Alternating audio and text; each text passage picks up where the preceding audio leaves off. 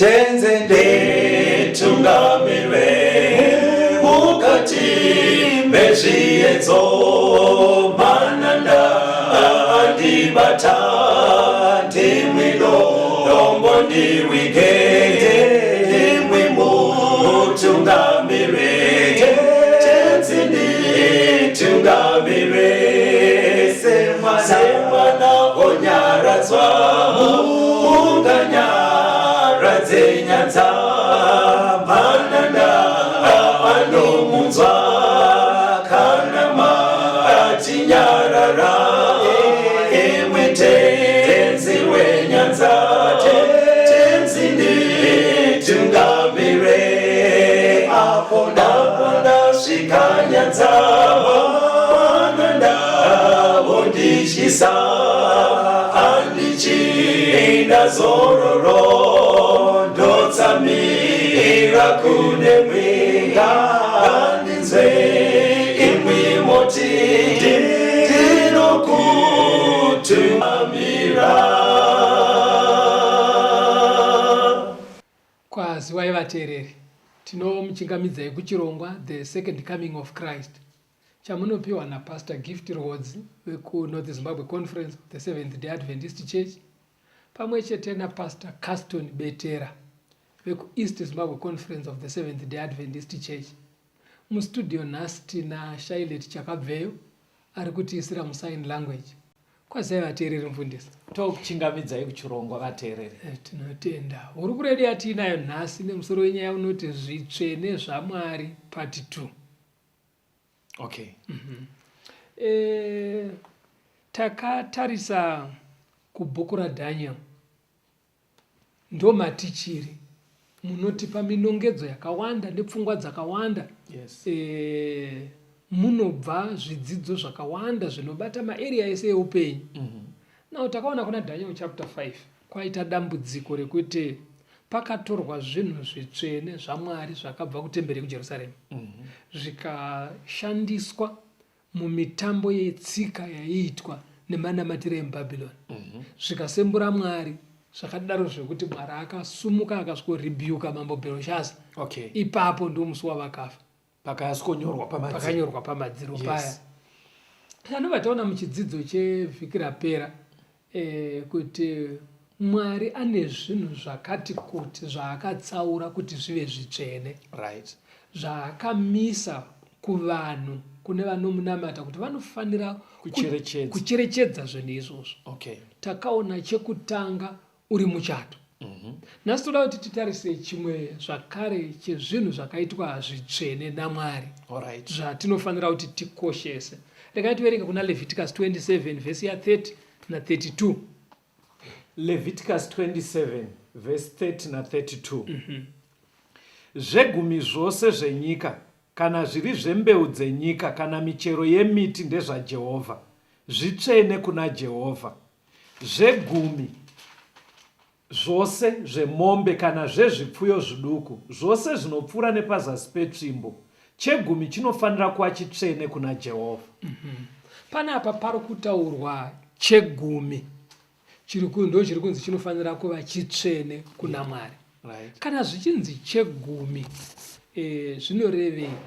Zvinoreva kuti chechiteni chega chega of your increase. Ndiri kuona pafesi pako chidzidzo chenyu dai zvimwe zvacho muchitanga mambondudza tisati panongondipa mavhesi ekuerenga mufundisi. Chidzidzo ichi panombonzwa chitaurwa achisere chinonyanya kushandiswa nemavafundisi muchida kuti mungowana mari. Right. Ndo pfungwa dzine vakawanda idzodzo Caston. Asi toda kuti zvijeke kuti pari kunzi chegumi. Right. Panorehwei? Ndikunzwa apa vhesi rati ndezvaJehovha. Right. Saka chiri kunzi chegumi ndechechiteni pazvinhu 10 zvega zvega zvawawana. Chechiteni chacho. Sekudai toti warima mumunda. Kana warima mumunda unobvisa ma-inputs wasiya paside. Toti wadyara iwewe bhagidhi rembeu wozowana mabhagidhi 11 enzungu. Wana 11. Saka unotora 1 rawadyarariya woisa parutivi kosara 10 pa10 iwayo manje ndo pari kunzi rechi10 nderamwari 9 aya ndako ndo aunoshanda. saka 10 aya hawaite do yese unotora 1 ndera Jehovha. Okay, right. Saka unobvisa zvawashandisa wona zvawazounganidza ndo woverenga. Kana zvasvika 10 wobvisa chechi10 chacho. Totora kuti pazvipfuyo unotora dzaberekwa ndo dzinoverengwa 1 2 3 yechi10 ndo yoenda kuna Jehovha. Alright. Handiti wapabataka. Kana iri mari togona kutora mari inogona kubudana paviri salary. Kana watambira salary yako unoikamura into 10. In other words mukuti 1/10 kuri kumets ndo chegumi. Okay. Kana iri $100 $10 kana iri $10 idora. Handiti wapabataka. Saka Mwari ari kuti chechi10 chega kana kuri kuti ibusiness rauri kuita watora iwewo mari ukanohodha zvinhu kuti utengese watora $200 pobva pazobuda 600 toti pabuda 600 unosvikoti iwewe mu600 muyamwe wobvisa 200 yawashandisa kuhodha woisa kosara 400 ndoyo wochidivhaidha by 10 400 divided by 10 yoita $40 ndo chegumi. Saka na zvichinzi chegumi chitsvene zviri kurehwa chechi10 paingrease yako paprofit yako pane zvawawana ndo chiri kunze ndechaJehovha. Saka unoita sei nacho? Malachi 3 vhesi ya10. Malachi 3 verse 10. Uyai nezvegumi zvose muimba yokuvigira kuti zvekudya zvivepo mumba mangu. Mundidze naizvozvo zvino ndizvo zvinotaura Jehovha wehondo. Muone kana ndisingakuzaruriri mawindi ekudenga ndikakudurirai mikomborero wamuchashayiwa pokuisa. Saka pakunze zvegumi zviya zvawatsaura zviya uri kumba kwako zviri kunzi chiuyai nazvo kumba kwazvinochengeterwa. Ndekupi? Kwakuchechi manje. Kuti mumba maJehovha muve nechokudya, kuchechi manje uri kunzi kuve nezvekudya. Saka zvegumi hauzvitsaure wogara nazvo kumba uko. Ukanga watsaura woenda nacho kuchechi. Chii chanetsa ipapo? Aiwa. Imimi vhesi renyu razokonfyuza pauti riri kusanganisira zvipfuyo kaini nezvirimwa. Right. Kusalari ndoona kunge kusina dambudziko. Pane wei dzekuti inobva yaenda. Saka muri kuti munhu ane mbudzi 30 anoita sei? Right. Iwo ukataurira vafundisi kuti pambudzi dzangu 30 pane dzechegumi 3 vanokuudza kuti zvinotsaurwa sei dzozoendepi. Andosona asi Mwari ari kuti huyai nadzo zvese zviuye kuchechi. Saka mupfungwa mako kamunoti munhu wobva amuka makuseni uyo woonekwa achitinha mombe dzake akananga pachechi pawanopindira uyo achitinha mbudzi ndozvazvauya mupfungwa dzako ndatozviona ndozvauya mupfungwa dzako but vafundisi vanogona kukugaidhai kuti unoita sei dzinoenda kuti zvisvike kuchechi. Handiti wapabataka. Right. Kana zvasvika kuchechi zvinongosvika kukandwapo here zvinoita sei? Numbers 18 vhesi ya24 na23. Numeri 18 vhesi 24. Numbers 18 vhesi 24. Nekuti zvegumi zvevana vaIsraeri zvavanopa Jehovha zvive zvipiriso zvinotsaurwa ndizvo zvandakapa vaRevhi kuti ive nhaka yavo. Naizvozvo ndakati kwavari havangave nenhaka pakati pevana vaIsraeri. Verse 23. Asi vaRevhi vanofanira kubata basa repatende rokusongana. Ivo vanofanira kutakura zvakaipa zvavo. Unofanira kuva mutemo nokusingaperi kusvikira kumarudzi enyu ose. Havangave nenhaka pakati pevana vaIsraeri. Right. Pakasvika vaIsraeri muKenani vaakugoverwa minda. Mwari anoti vamwe vese ngavagoverwe minda. Asi vaRevhi ndakavatsaura seimba ichashanda patemberi full time. Tribe yekwaRevhi. Ndo basa ravo full time rekushanda kutemberi. Saka asi kana vachishanda mutemberi vanodawo kudya, right, vanodawo kupfeka, vanodawo mukaka. Saka vozviwanepi? Ndobva zvanzi naMwari, zvegumi zviya zvandati ndezvangu zvamandipa, kana zvauya ndazvipa manje kuti izvozvo zvichienda kuvaRevhi. Saka vanhu vari raitika kuti chidzidzo ichi kazhinji munochiita vafundisi muchida kuti mari iuye kwamuri. Right. Kunzwisisa kwakadaro ndokwakati tsveyame. Muchaona kuri kuenda chidzidzo. Ari kupeya vafundisi ndianapo. Muchaona kuri kuenda hurukuro yedu. Vafundisi haasi kubhadharwa newe wabvisa chegumi. Iwewe wabvisa chegumi nekuti ndechaMwari. Right. Waendesa kuna Mwari, kwete kuna mufundisi. Mwari ndiye ari kuti zvaungana kunoku handingonakidzwi nekuzviona zvakaungana. Ndo zvandichazoti zvidyiwe nevanoita basa full time rekuita ministry patemberi. Handiti wazviona? Ndokumunda kwavo, ndokuindastry kwavo. Vachiworeswa naMwari kwete newe. Wababata. Nekuti mufundisi anotambira $100 iwe waunza chegumi $1 haungati ndindamutambirisa. Handwasvona. Umwe aunza chegumi $10 angati ndindamutambirisa. Chero aunza $1,000 haungati ndindatambirisa mufundisi ari kutambira $100. Iwe waendesa kuna Mwari. Mwari ndiye anozodimburanisa vaRevhi vake. Ndomafambiro ari kuita nyaya yacho. It's okay. Now handei pamberi tiverenge kuna vaHebheru 7 verse 1 kuenda pa5. Hebrews 7 verse 1 to 5. Nekuti Melkizedeki uyo mambo weSaremi muprista waMwari wokumusoro-soro wakasungana naAbhurahama pakudzoka kwake kundouraya madzimambo akamuropafadza.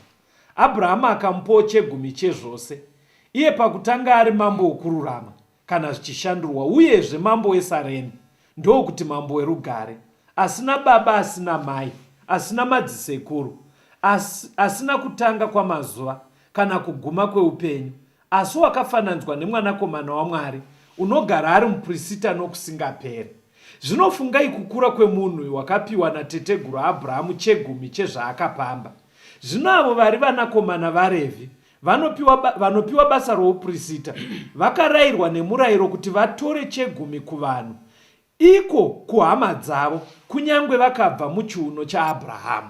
Right. Unoona nyaya kutaurwa panapa. Yes. Abhurahamu tateguru wedu pakutenda. Right. Anonzi akaenda nechegumi kuna mambo ataurwa. Kuna mambo Melkizedeki. Melkizedeki aitove mambo. Anzi mambo mukuru chaizvo paBhayibheri. Angari munhu mukuru. Aitove nezvinhu zvake.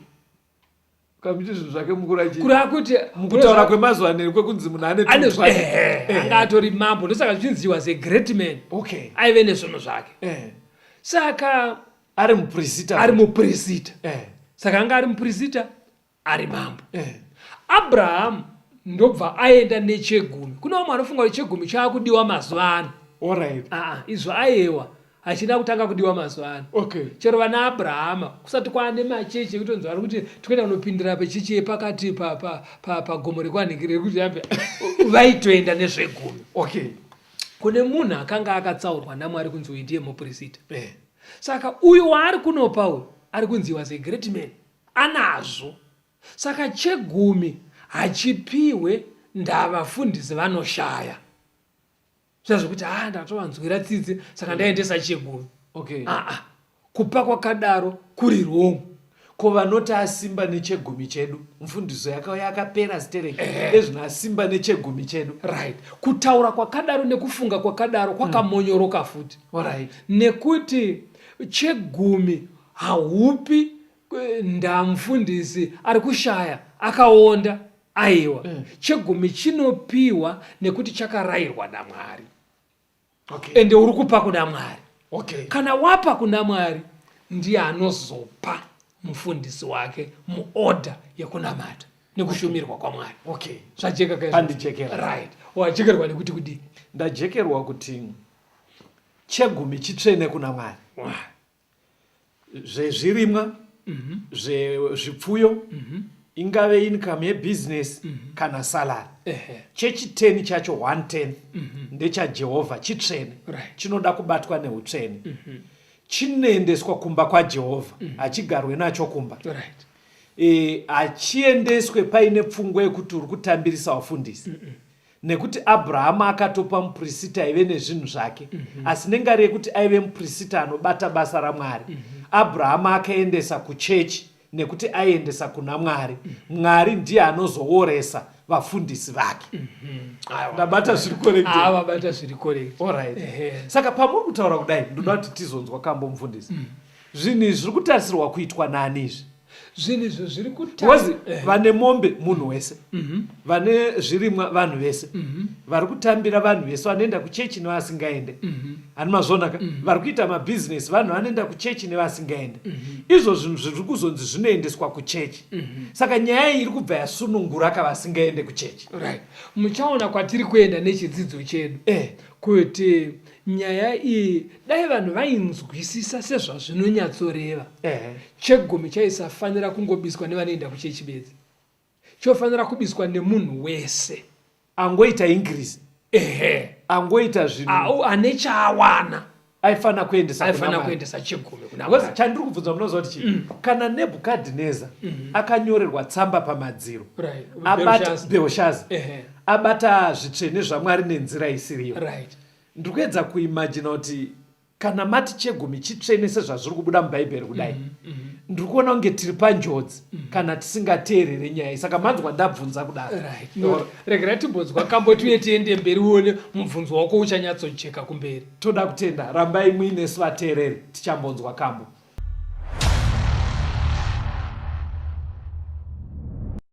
Tenzishinudze maziso emoyo, itai ninzwisise mtemo wenyu, kuti ninzwisise kuda kwenyu. Shinudze maziso angu ndione, kuti ninzwisise kuda kwenyu. Shinudze maziso angu ndione, Jesu muri wangu, ini ndiri wenyu.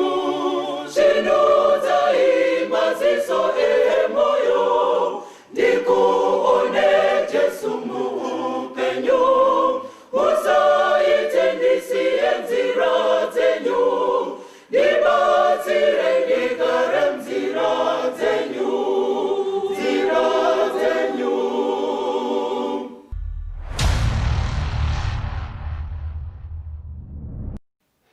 Tinomuchingamidzai vateereri, tiri kuenderera mberi nehurukuro yedu zvitsvene zvaMwari pati 2. Taona chimwe chinonzi chitsvene naMwari ichegumi. Tikanzwa muchikamu chekutanga kuti chegumi chinotsaurwa sei, uye kana chatsaurwa chinoendeswa kupi, nezvikonzero zvachinoendeserwa. Regai tiende pamberi, Mapisarema 50 vhesi ya 12 na 13. Tiverengere mufundisi. Psalms 50 verse 12 na 13. 12 na 13. Kana ndaive nenzara handaiza kuudza iwe, nekuti nyika ndeyangu nezvaizere nazvo. Ko ndingadye nyama yehando kana kunwa ropa rembudzi here? Saka panapa kana Mwari achiti uyai nechegumi, haasi kuitira kuti agodya iye. Mwari haagoche nyama, Mwari haatenge chingwa. Kunyange paakarambidza Adhamu kudya pamuti wokuziva uya, aisaitira kuti pamwe Adhamu angamupedzere mafurutso. Haadye zvinhu izvi. Handiti wazvionaka. Saka anozviitirei? Mapisarema 50 iye vhesi ya 10 na 11, Mapisarema 24 vhesi ya 1 na Hagai 2 vhesi 8. Mapisarema 50 verse 10 na 11. Nekuti mhuka dzose dziri kudondo ndedzangu, nemombe pamakomo ane chiuru chamazana. Ndinoziva shiri dzose dzemumakomo, mhuka dzose dziri musango ndedzangu. Mapisarema 24 verse 1. Nyika ndeyaJehovha nekuzara kwayo, nyika yose nevageremo. Hagai 2 verse ya 8.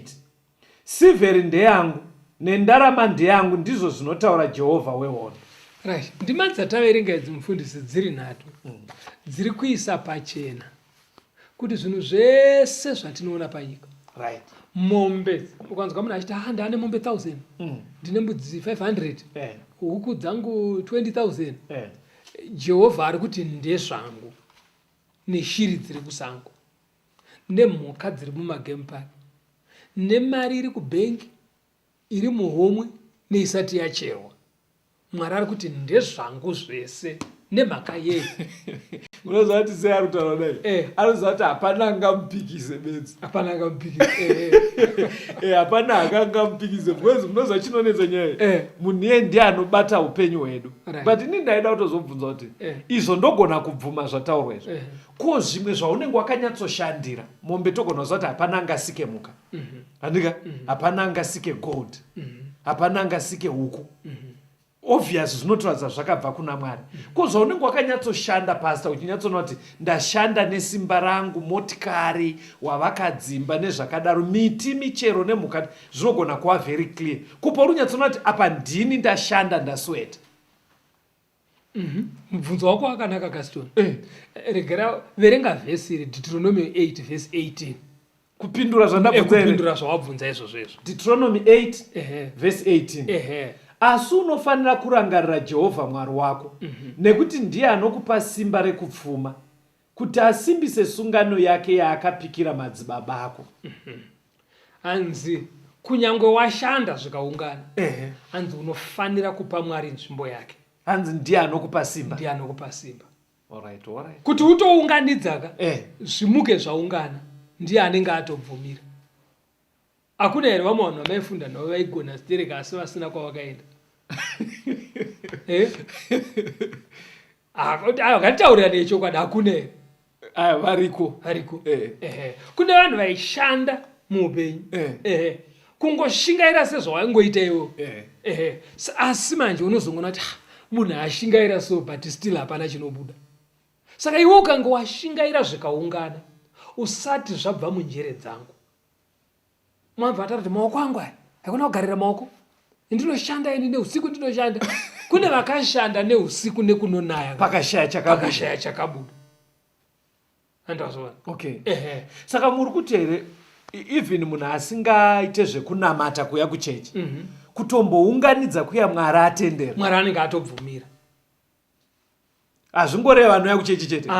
Even nevasinei naye kutombounganidza kuya ndiMwari. Right.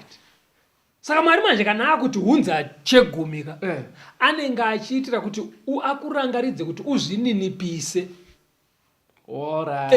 Uti handisiridi uzive kuti ini ndiri chisikwa kuna musiki. Saka Mwari anoti muuye nechegumika kuitira kutsimbirira chindini chiri muvanhu. Koko ningi maproperties ndaanzwa. Kune inotsanangurwa mazuva ano yavanoti intellectual property. Uchenjeri chaiwo. Munoziva kuti kune mumwe munhu asina zvakawanda zvinooneka zvakaungana. But mind yake soga ndo inomupa mari yese. Mind chete. Unoziva kuti ichi unondirangaridza imwe nyaya. Takabvakachira umwe mukomana. Mukomana aigona kuchikoro college. Aigona. Ari kusvika so pamba pacho so. Muchisvika amai acho kuti shamwari dzako dzawo yakaiti so. Zvamama muchitaura usiku zviya zvihandizvide, ari kunongedzera pamadziro pasina munhu. Iye muchindo wache. Aigona. But ukaona wati kuti ndikusimukire. Handizvazvo. Achitaura ega akatarisa pamadziro. Pasinawo muri kumboona. Handizvazvo. Utoona kuti dzaita sei? Dzabuda. Saka iwe unenge uchiti intellectual property. Mwari ndiye anotokutendera kuti ufunge chinobata. Otherwise unorwa nemadziro, mukarovana nemadziro nekungwara kwako. Saka makundipindura manje zvandakubvunza ipaipa yatisati tamboita break. Pandanchiti saka mukutsanangura kwazvinoita kuri kuti munhu wese kasaka angadai achidzosa chegumi. Exactly. Because hapana izvozvi zvika tinogo mustudio muno muso mishini inogona kutofara kwa dzatotacha. Chirege kudaro pastor. Chirege kudaro. Wotovhara kutodzipa uchiziva ko uchagobroadcasta kupingera chete. Anditozvo. Saka vanhu vese vaifanira kunzwisa kuti ndiMwari. kudhiraivha mota kusumuka kubva panapa kunobata kunotoni kana kupinda mumarondera chaivo ndimwari anenge angobvumira andozvona hauna kwaunomboenda hauna chaunoronga unotuma vakomana ivo vasvikashaya basa saka kazhinji kazvazviri kubuda even kwamuri vateereri it means tiri kuburitsa mwari muequation yeupenyu because kazhinji munhu akaita chimwe chinhu toti paakuitwa pati yekupemberera zvaaita akanzi ngoti pakaspeech but mambonzwa mavara anotaurwa I set my objectives angu zviri very clear and I was determined then I taught myself that I have to be very persevering umunzo mavara vachinyora mano zvekuti hapana speech yese hapana paunonzwa pataurwa mwari ndo izvozvo manje munhu anobvisa chegumi manje haadaro anenge achiti kutaura chokwadi ndimwari ndo zvandingangotaura muchidimbu. Saka mirai ndimbokumbira kuvateereri vateereri patiri kuita mabhizinesi nevamwe vanokwira nekudzika tichimhanya-mhanya pazvinofamba paya even musati maakutomboenda kuchechi bhaibheri riri kuisa pachena ndimwari anenge atendera saka njodzi inowanzoitika kuri kwekuti zvauri kuita zvabudirira pane pride inosimuka ndoyanzi chimwe chinobatsira kudzoswa kwechegumi chinotsimbirira pfungwa yekuti ufungoti kugona kwangu yeti pfungwa dzatinadzo property yatinayo michero nezvipfuyo zvatinazvo isimba ramwari ndimwari anenge atendera saka ndoda kukuchallenja ine chidzidzo chino kwese kwamuri kuteerera muri hatishingairei titsaure zvitsvene zvamwari chegumi chitsvene ngachiende kumba kwamwari pastor taurai rega tide pana Genesis 2 Genesis 16 na 17 16 na 17 yes. iri kutiyo panapa Genesis 2 verse 16 na 17 Jehovha mwari akarayira munhu achiti ungadya hako miti yose yomunda asi muti wekuziva zvakanaka nezvakaipa usaudya nekuti nemusi waunoudya uchafa zviro kwazvo right. Adamu musi waasikwa pastor yes. akasikwa zvinhu zvese zvatopo zvazvapo zvekuti Adamu anga paupenyu hwake paakatangira pasina nidhi yekumbonounganidza akasvika zvapo yes. zvekuti Adamu ukamuinzanisa nesu vanhasi isu tinotoshanda kuti pagonzi paita increase but Adamu akawana zviripo zvese yes. asi still mwari vaingoda kumurangaridza kuti uri muridzi asi to an extent ndo saka ati uyu usaudyo ndobva anzi iye miti yese idya kusara kweuyuyu uya chaakaurambidzirwa hakusi kuti mwari aida kuti vagozopota vachitema ivo kana vabva kudenga nengirozi vachidya aingomurambidzira kuti arambe achirangaridzwa kuti iwe ukuru hwako kune paunogumira kune vakuru pamusoro pako okay. ndofungwa yaidiwa kunzi Adamu asakangamwa iyoyo yakurangaridzwa mazera edu isusu manje saka muchidzidzo ichi ipfungwa iri kuudzwa vateereri kuti vasakanganwa kuti kune mukuru pamusoro hazvinei kuti uri mukuru pakambani penyu uri mukuru muvillage or at whatever level asi pamusoro pako pane vakuru varipo vakabata matomo eupenyu hwako nezvese zvinoitika mukurarama kwako saka izvozvo mwari haambodi kuti ukangamwe even for a moment otherwise unoenda kusiriko ndosaka Adamu aitoyeuchidzwa nemuti uyu zvatiri kuyeuchidzwa nechegumi nhasi ndakunzwa ipastor pamama muchitaura mubvunzo wauya mupfungwa mangu chidzidzo ichi hapana pandiri kupokana napo but chinoaplya here kue certain nation yekuti tomboti vanhu vacho maworkers emunyika iyoyo mari yavagara vachitowana lesei kuasia kuamerica mari yavari kutambira pamwe yagara iri kutoshota ungachitotora here pashoma iyoyo wobvisa chegumi woendesa futi kuchechi iyo yagara isiri kutokwana chauri kuitira manje muchaona kunondoperera chidzidzo chedu chauri kuitira manje ndechekuti apa mwari kana ati ndezvangu unoziva kuti kana paine zvinhu zvemunhu toti uri kutinha mombe iwe pamombe dzauri kutina pane 1 yanebha yako hauti ndaa dzangu dzaita shoma ndaida dziite 15 saka ndochibva ndangotora neyanebha haizi yako saka dzako dziri kutokushotera saka chero mari iri kukushotera iye chiteni iyi haisi yako.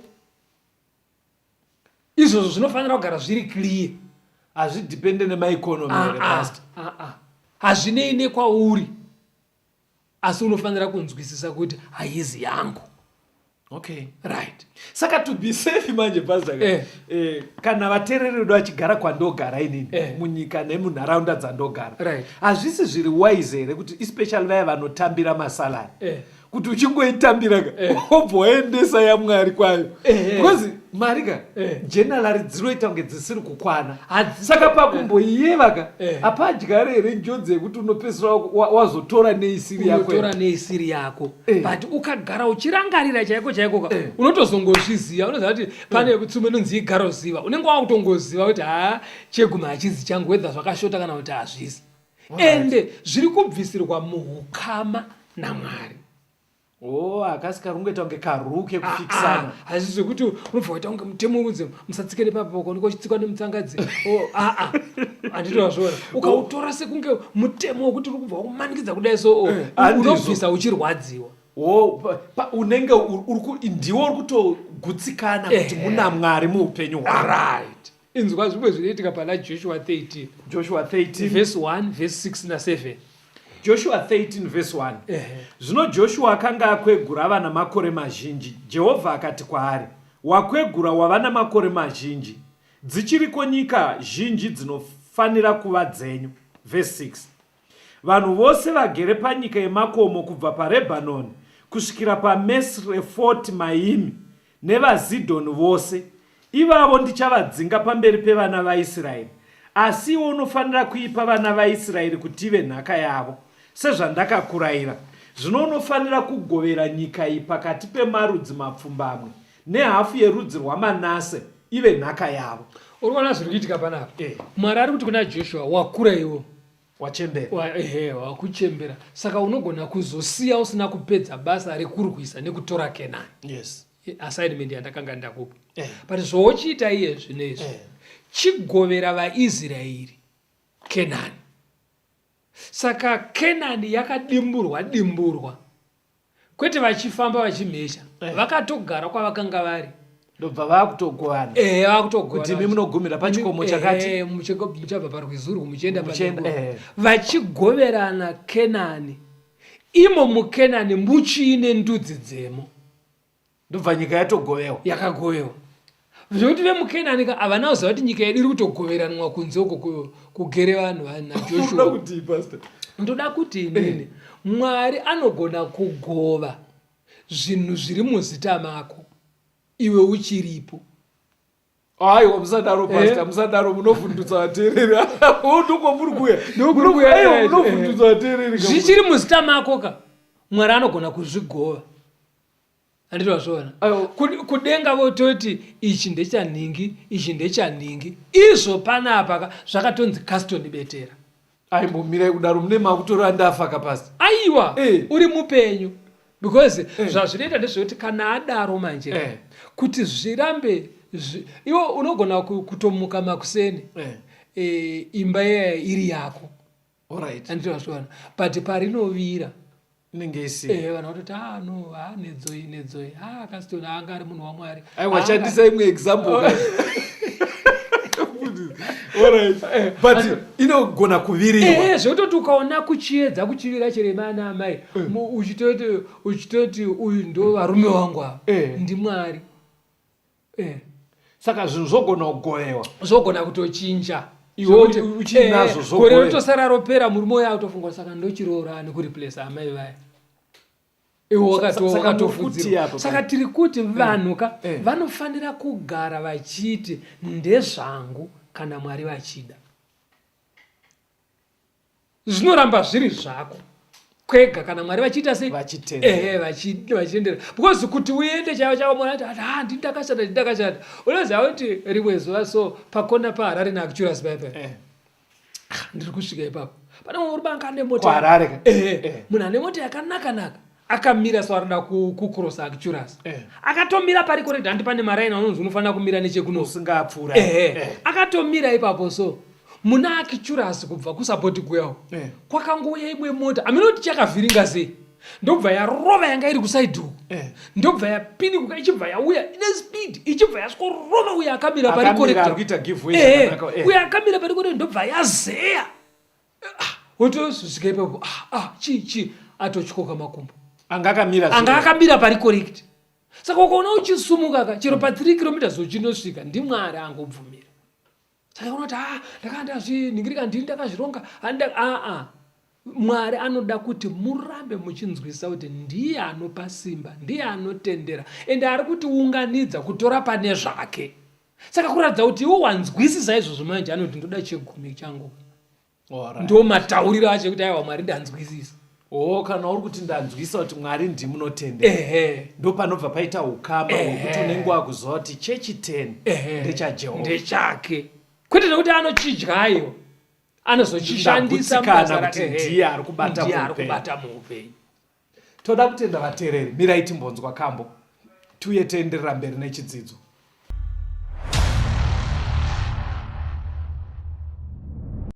Shoko la Jehova rakasvika kuna Jona, simuka uende Ninive, kuipa kwavo kwakwira pamberi pangu, enda unoriparizira vhangeri. Asi Jona akatizira Tashishi, mhepo huru yakatumwa paguva, chikepe chikashuva kumutsika, vafambisi vechikepe vakatya zvikuru. Umwe nemumwe akadana kuna Mwari wake, asi Jona akavata pasi pechikepe. Noiwe muvati waite seiko, dana kuna Mwari wako, zvimwewo ungatirangarire. Muvati waite seiko, dana kuna Mwari wako, zvimwewo ungatirangarire.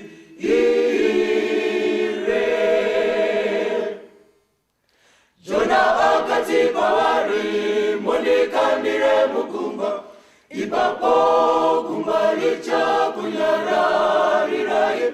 Dutu iri rakakuwira inokuda kwangu, ndinotya Jehova wekudenga. Jona akati kwavari, mundikandire mugungwa, ipapo gungwa richakunyararirai. Dutu iri rakakuwira inokuda kwangu, ndinotya Jehova wekudenga.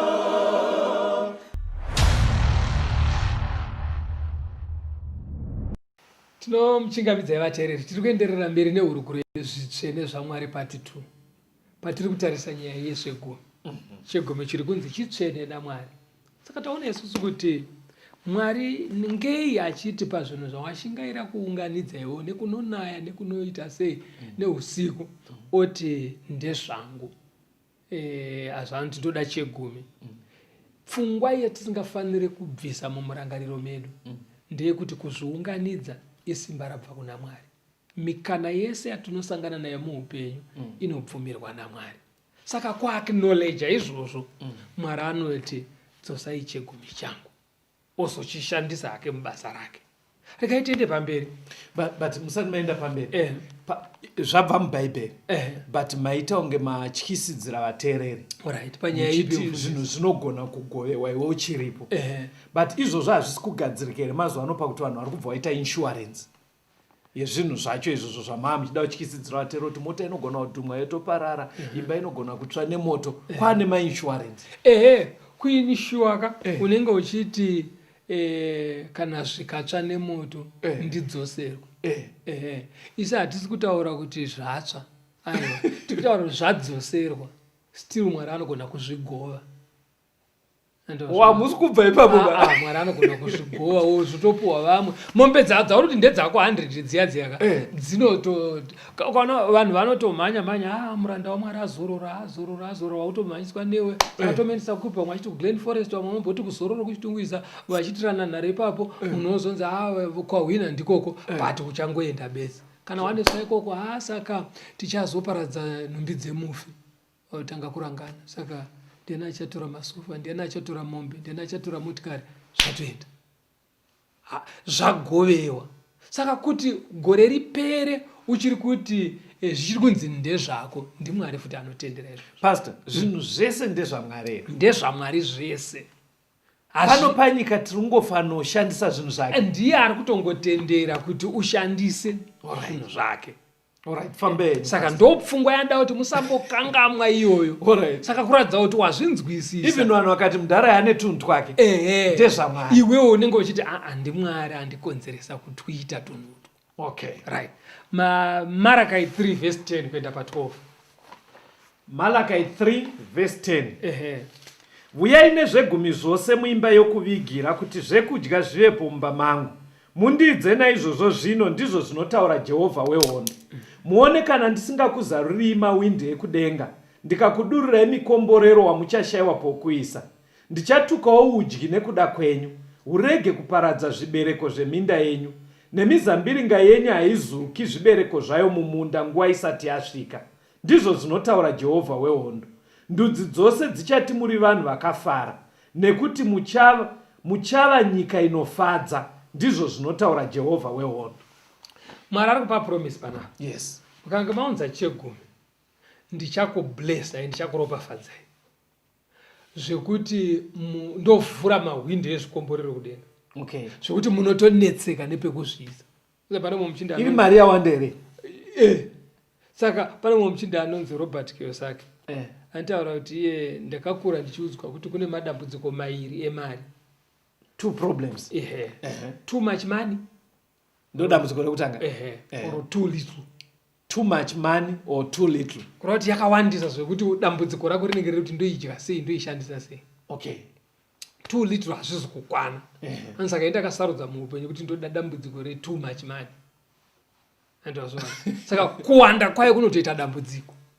Saka Jehovha manje ndo zvinenge zvikunzi inenge yawandisa naMalachi yayo. Motoita stress yekuti ndozvichengetera payo. Ndozvichengeta sei. Saka Mwari musataura zvinhu zvekuda kungofadza vateereri. Pastor tiri kuda pfuma iswazvo. Haikone kutaura tumwe tunhu katwe kuti muri kunyatsoziva kuti vateereri zvino vatingwa. Kana vanhu vachida pfuma iri ndodivisi. Ungoti vanhu vanoenda kusiriko Satani anoita kuti vanhu vaende kunotsvaga zvikwambo, vaende kunotsvaga madivisi, but iyi ndodivisi remutendi manje. Kudzosa chegumi faithfully.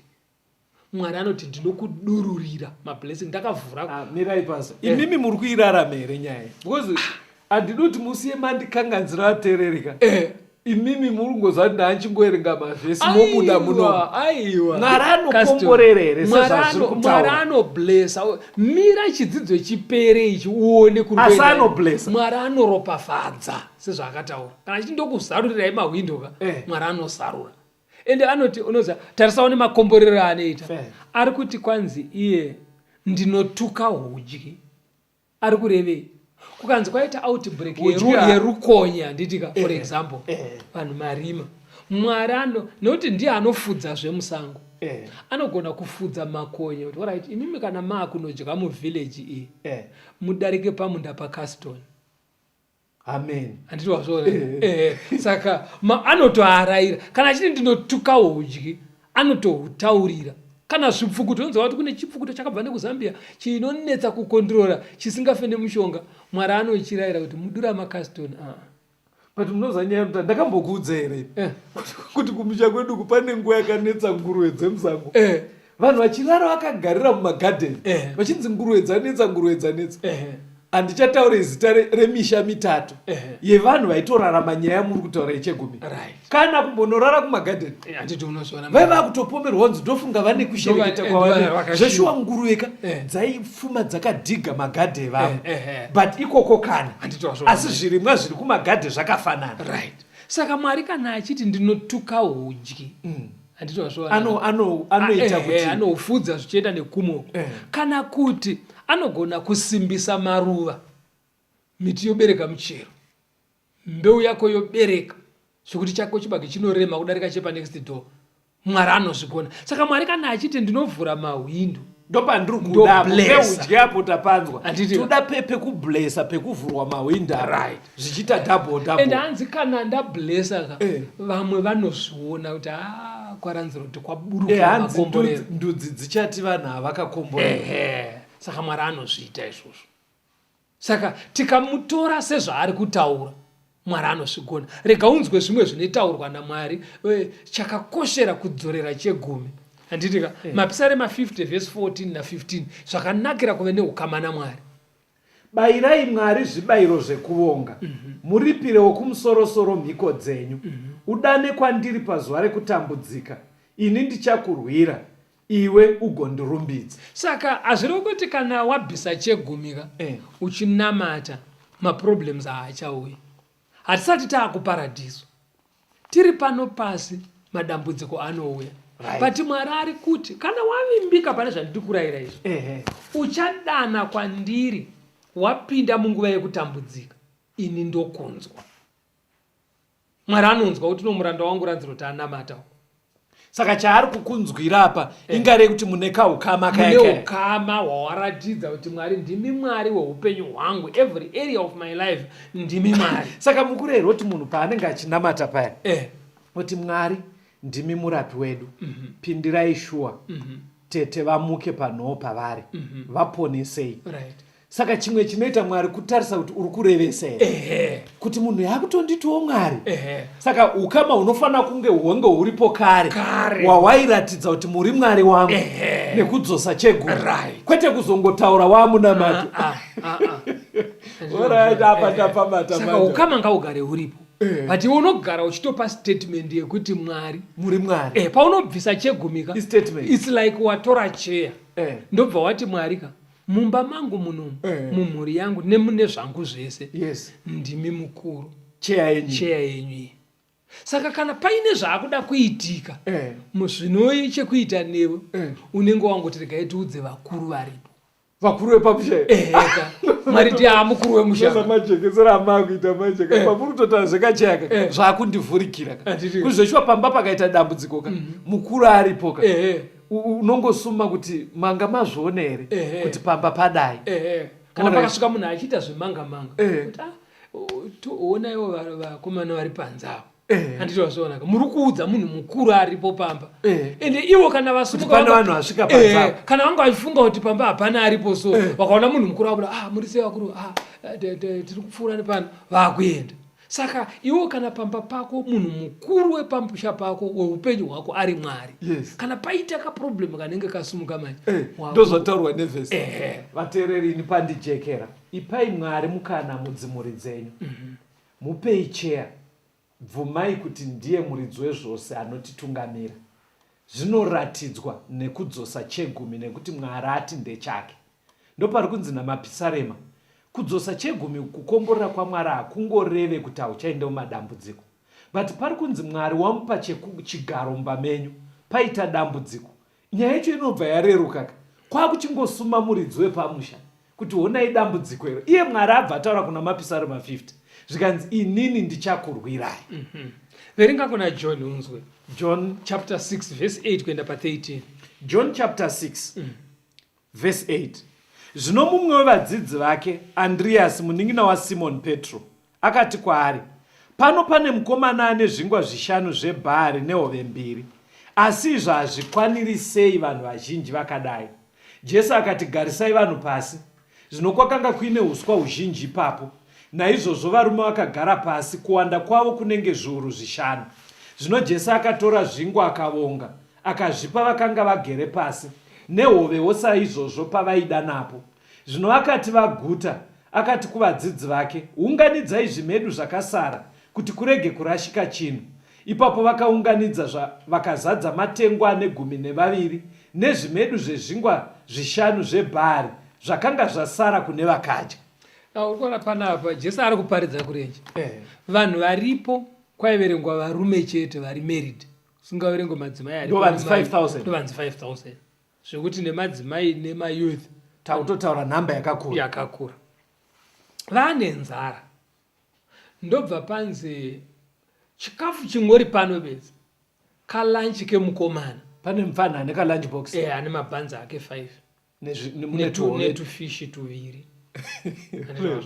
Ndobva zvanzi uyai nazvo. Jesu ndobva ablessa zvinhu zviyezvo. Zvikanzi vanhu ngavachigara vakaita zviboka. Hanzi 1,000 evanhu iwayo vakadya vakaguta. Panonzi mafufu. Asi mafufu etu yatunodonha tunonhongwa nemasvosvo etu yati unoputa nedigital.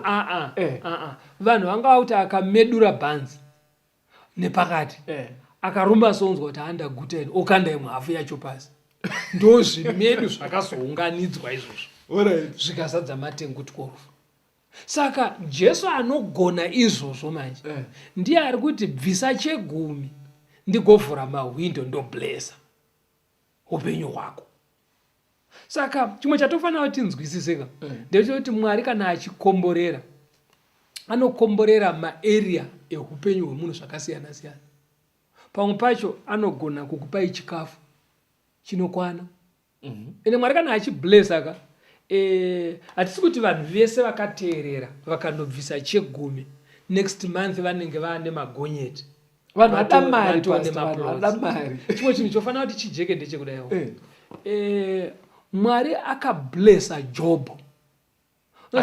Ndima yaJobho mubhaibheri anzi anga ari munhu mukuru. Anga ari munhu mukuru because ukanzwa vanchinzi aita makamera 3,000. Ndo equivalent yemagonyeti ari nhasi. 3,000. Hakuna munhu akadaro. Ngona anzi aita zvipani zvemombe 500 1000. Chipanika yechiti imwe pasaidi. Kunoti ave nemadhonza 1,000. Kuzoti matsiru nemhou anditi wazvoona right. Saka zvokuti kana kuri kuti dzanzi dzabopwa chipane chimwe nechimwe negejo racho zviri kuteerana munda kungoenda ka1 uchibva wapera achienda pane umwe zvichidaro ndokapfumiro kakaita Jobho. Andiri kuona. Saka Mwari akapfumisa Jobho iye ndiye Mwari mumwe chete akati Eria chikafu chapera kukeriti kwaaipiwa nemakungu paakaenda kuZarefati achibva anzienda kuZarefati. Yes. Ndobva asvika kuine shirikadzi iripo. Ndobva ati ndiri kudawo chingwa. Akati hatisisina tangosara neupfu hwekubika ka1. Zvikanzi Mwari ati mubikire inini munhu waMwari first. Shirikadzi iyi nekutenda nekuvimba naMwari yakanobika ikapa Mwari. Bhaibheri rinoti nzara iyi yakaita 3.5 years. Upfu hweshirikadzi hauna kupera mutswanda. Okay. Tumafuta twekubhekesa hatuna kupera muchidende for 3.5 years. Hauna kututuma upfu zvekuzadza imba zvekuti anenge auda kutsvaka machene ekusunga pamba. Aiwa waingoti vakabika vakanga vapedza wotutuma kunosvika paya pawaive musi wavabikira uchingoramba uri ipapo. Kukomborera kwaMwari 3.5 years vachidya nevese vari mumba hapanaka akashota chikafu. Saka Mwari mukuti kuna Jobho zvaitooneka kuwanda but uku semuMwari hazvina kunowanda asi havana kufa nenzara. Saka Mwari kana achiti blessa zvinosiyana. Vari pamatotaura apa kune vamwe vandotoziva kuti munenge muchigozva kuti maika havafa vakapfuma zvamunonyatsoziva zvino asi zvinongoenda zvinhu zvavo zvinotongoenda vanhu vachitopedza chikoro kuti uti pambapa vakapfuma here aiwa kuti uti varombo here zvinenge zvichingoenda mufunge pasita zvichingoenda zvokuti unatoza kuti kare kamako vaona manje chirimo chese havapo vonzi vanga vari kuGermany kumumvana wavo but pese uko vanga vasina kumboratidza kuti vane marori kana chii. Saka Mwari kukomborera kwaMwari. Saka munhu mumwe nemumwe anoblesswa naMwari nezera rake. Ende Mwari anogona kukupai chikafu, anogona kukupa utano. Tinyazoziva kuti ava havana zvemanhingiriki nezvemamedical aid. Saka hafa akarwara anodida kuuya kuzokuona iburi muchipatara waadhimitwa umwe abuda umwe iye achingouya akakwira bhazi akaenda kunhamo achidzoka achikupfuurira mubvana ari kurwara kumondoro odzoka haana kana bhachi anenge nekajudzi kake kakandi kana zvitanyatsorova chano ndoka anopfeka bhachi aumbomunzwe kukosora muchiadhimitwa maadhimitwazve. Kukomborera kwaMwari. Pamwe pacho anopa pfuma, pamwe pacho anogona kublessa vana chaivo. Unoziva kuti munhu anongopuhwa vana kuti unongona kuti vanhu vepamba apa vane hunhu vese kubva kufirst born, second born, vese vari 5 unongoona vane hunhu. Umwe ari kunotoni arigere zvakanaka, umwe ari kwaMutara anogara nevanhu zvakanaka, chero akaenda kuBotswana agere nevanhu zvakanaka, akaenda kuBritain haumbomuone kuti munhu ane degree ari kunyatsoshanda wane zvinhu zvake, vanongoone hunhu hwakanaka. Chikomborero chinobva kuna Mwari ichocho. Vamwe vanopuhwa varume chaivo vane hunhu. Murume wokuti chero zvikanzi pane murume akabatwa mumaraini munomo haana yaitomborotonzwa kuti bamanike vamwe varume vanondishamisa ini nekuti haana chaanombomufungira. Pepe vana pamataura pane vamwe mai vaitozoenda kuna vamwe mai kwandakakurira kuti zvenyu makapiwa vana kwawemi kwete maduba agere kumba kwamuanenge akutaura kuti vana vake madzenga ende umwe okaka kana aine bhizinesi anopuhwa vashandi vakatendeka. Umwe anenge achiti chegumi habhise but vashandi vakeka zvavanenge vanoba zvinodarika chegumi zvokuti mushandi anovaka kumusha kwakeka achinzi murungu wangu anotibata zvakanaka, izvo zviri zvekuba anditozvaona. Asi umwe anopuhwa vashandi vakatendeka. Saka muri kuti Mwari anoblessa zvakasiyana siyana. Saka vateereri aminoti wazvinzwa sei unogona kuteerera vateereri toda kutendai nenguva yamanzwa chidzidzo ichi. Ngativimbikei chegumi chitsvene kuna Mwari. Chinoratidza ukama hwekuti uri kuacknowledge kuti Mwari ndiani muupenyu hwako. Achifane kudzoserwa paine kunge kumanikidzana, kunge zvinonzi manje ndikadai ndinorohwa. Chinodzoswa nengare kuti uri kuziva kuti Mwari ndiye ari kukupa njere dzekutanga mabhizinesi, ndiye ari kukupa pfuma yese, ndiye akakupa basa riri kukupa salary yakadaro. Saka mukubuda kwaita chidzidzo cheguma hachidzoswe nevanoenda kuchechi chete. Munhu wese ane kodzero yekuteerera nekuti chitsvene kuna Mwari. Mvundisi ndoda kutendai. Maybe musati mava panhare chimwe chandingada kuzivisa vateereri. Zvidzidzo zvedu zvese izvi tiri kuzviuploada paYouTube. Kuri kwekuti unenge usina kuchinzwa chese wasvika chaapakati. Vane magadgets naapplication iya inonzi YouTube. Munosecha ipapo kuti Pastor Rhodzi and Pastor Betera. Munowana pane zvidzidzo zvakawanda zviripo. Tsvagai zvinoenderana nezvimwe zvidzidzo zvausina kunzwa kumashure. Zvinokubatsirai takamirira the second coming of Christ. Jesu anouya nekukasika vadikani. Ngatigadzirisei ukama hwedu naye, tiite zvinomufadza. Paanouya nembiri yemakore agotitora toenda kumusha kumusoro kudenga. Ipai vateereri vedu mafona kutenda vateereri vanenge vaita mibvunzo nezvataa tichikurukura. Imwe nzira iri nyore munharaunda mamugere, endai kuhama kushamwari vavakidzana vanopinda sangano rama Seventh Day Adventist. Vanoziva kwekuenda nemine mibvunzo yamuinayo. Kana kuti munogona kutifonera kana kutumira mameseji, maSMS, maWhatsApp kunhare dzinoti 0775 460 175 0775 460 175 kana kuti 0716 452 086 0716 452 086.